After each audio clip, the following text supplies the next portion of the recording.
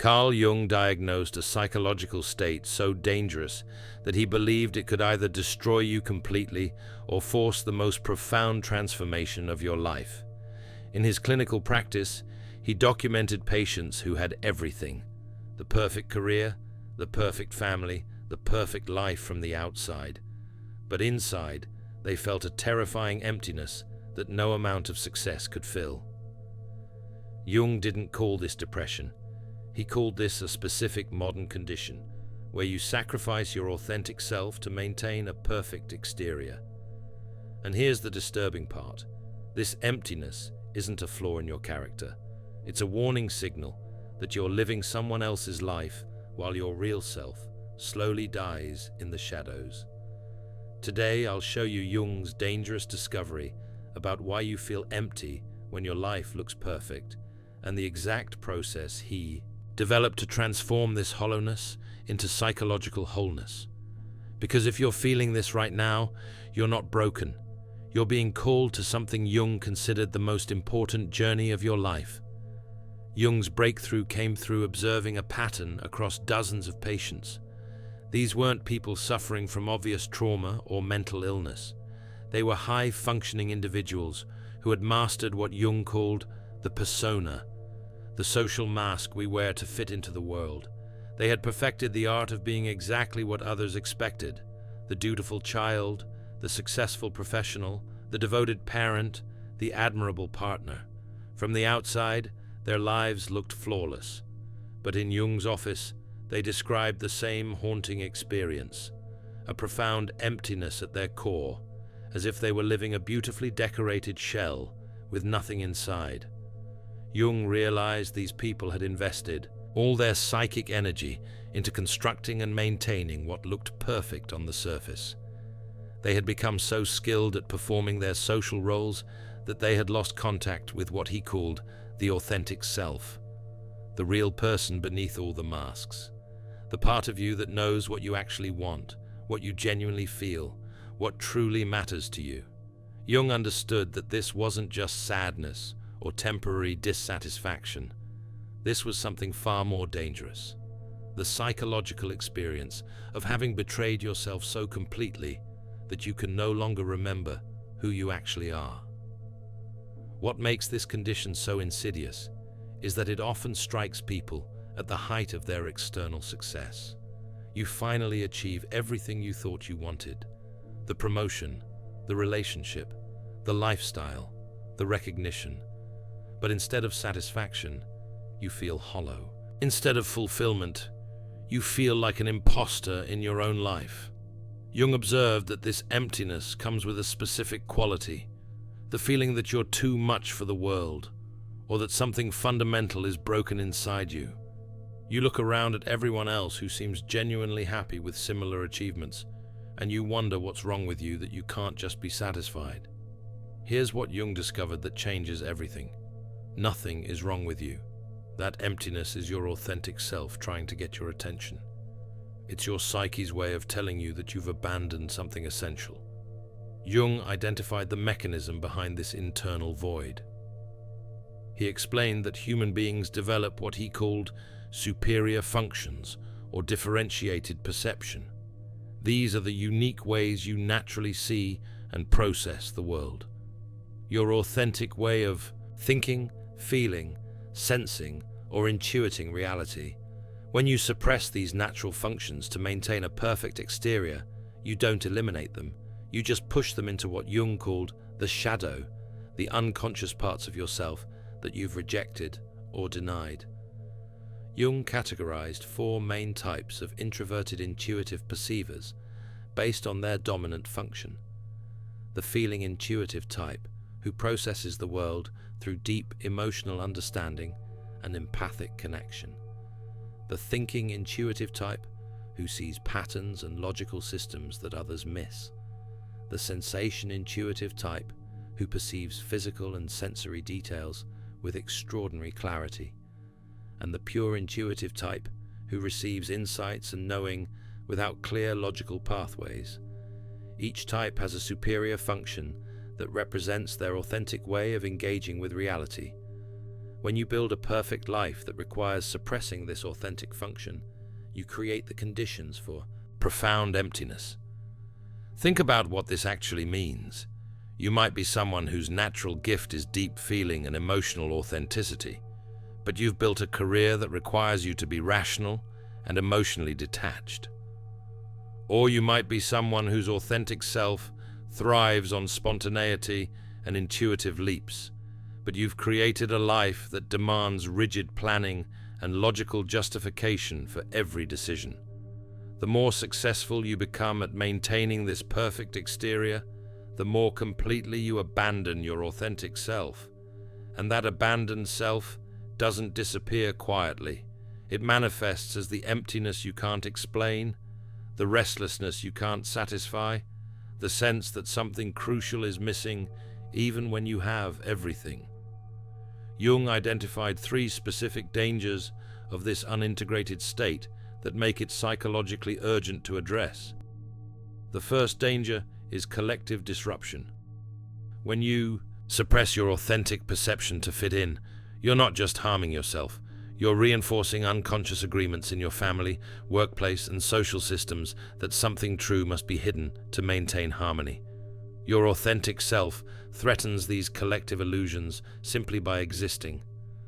The second danger is psychological isolation.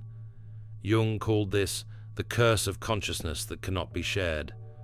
When your authentic perceptions are so different from what's socially acceptable, you experience a profound loneliness. You're living in a different psychological reality from everyone around you, but you can't express it without being labeled as difficult, negative, or broken. The third danger is the most severe: identity dissolution. Jung observed that people who absorb and perform external expectations while suppressing their authentic self eventually lose touch with their own personality. They become what he called possessed by collective contents. You literally don't know anymore what you genuinely think versus what you've been conditioned to think, what you actually feel versus what you're supposed to feel, what you truly want versus what others expect you to want. This isn't just confusion, it's a fundamental loss of individual identity. You become a container for other people's values, desires, and fears, while your authentic self vanishes into the unconscious. Here's where Jung's discovery becomes truly dangerous. That rejected authentic self doesn't stay dormant forever.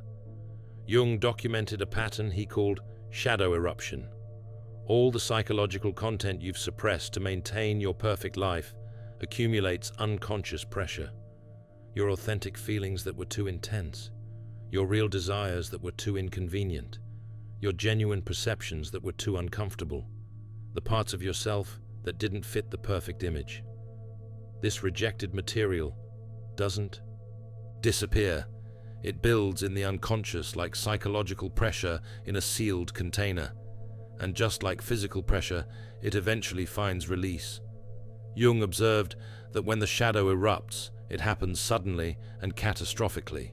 The person who seemed so stable, so perfect, so together, suddenly experiences what looks from the outside like a breakdown. But Jung understood it differently. He called this the moment the psyche refuses to maintain the false self any longer. The perfect life you built collapses not because you're weak, but because it was built on a foundation of self-betrayal.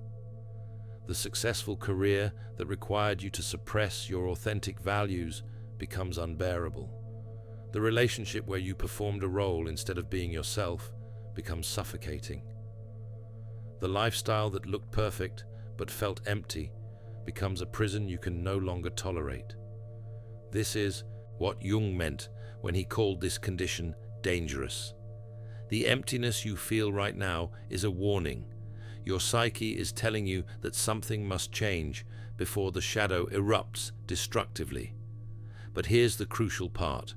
You don't have to wait for catastrophic breakdown. Jung developed a specific process for transforming this emptiness consciously. He called it individuation, the journey of becoming who you actually are instead of who you've been performing to be. The first phase, Jung called recognition, and differentiation. This is where you learn to distinguish between what genuinely belongs to you and what you've absorbed from external expectations. Jung taught his patients to spend time in complete solitude, allowing the noise of other people's voices to settle so they could hear their own authentic psychological voice. He developed specific techniques for this recognition process. You ask yourself, if no one knew, what would I choose? If no one could judge me, what would I feel? If no one benefited from my decision, what would I want? These questions help you identify the difference between your authentic self and the persona you've constructed. But recognition alone isn't enough. Jung discovered that people who see others' expectations clearly often do so because they haven't integrated their own shadow. This brings us to the second phase, shadow integration. Here's what Jung meant by this. If you're disturbed by selfishness in others, you probably haven't acknowledged your own capacity for self-interest. If you're triggered by people being too emotional, you probably haven't integrated your own feelings. If you judge others for being lazy or undisciplined, you probably haven't accepted your own need for rest or your own limitations. The more you deny your own darkness, the more disturbed you'll be by seeing these qualities in others. Shadow integration means acknowledging that you contain every human quality you observe around you. You have the capacity for generosity and selfishness, for love and indifference, for courage and fear, for creation and destruction. This doesn't make you a bad person. It makes you a complete person. And here's why this matters for the emptiness you feel. When you integrate your shadow, you can see clearly without judgment. You can perceive authentically without being overwhelmed by what you perceive. You stop projecting your denied qualities onto others and start owning them consciously. This transforms your perception from a burden into a gift. The third phase Jung called conscious participation in the collective unconscious. This is where you learn to engage with others' psychological contents without losing your individual identity. Jung developed what he called psychological containers, the ability to temporarily hold others' emotions, perceptions, or unconscious material while maintaining clear awareness that these contents are not your own. This phase is crucial because it allows you to remain authentic while still connecting meaningfully with others. You don't have to choose between being yourself and being in relationship. You can be fully yourself and fully engaged. Jung studied historical figures to understand the difference between successful individuation and psychological breakdown. He examined Nietzsche, whose superior perception ultimately led to collapse. Nietzsche could see through social, religious, and philosophical facades with devastating clarity. But Jung noted that Nietzsche never learned to integrate these insights constructively. Instead of using his perception in service of healing, he wielded it as a weapon.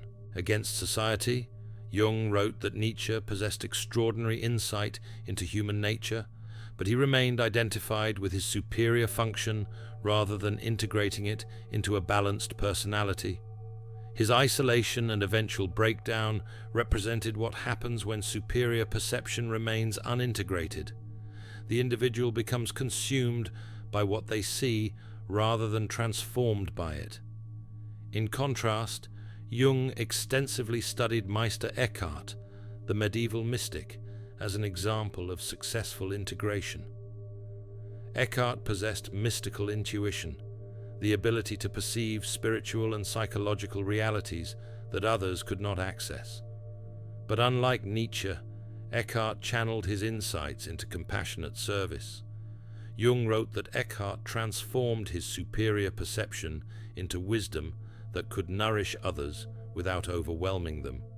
He saw clearly, but spoke in ways that invited understanding rather than resistance. Jung noted that Eckhart's success came from conscious humility, the recognition that superior perception is a gift to be shared wisely, not a weapon to be wielded.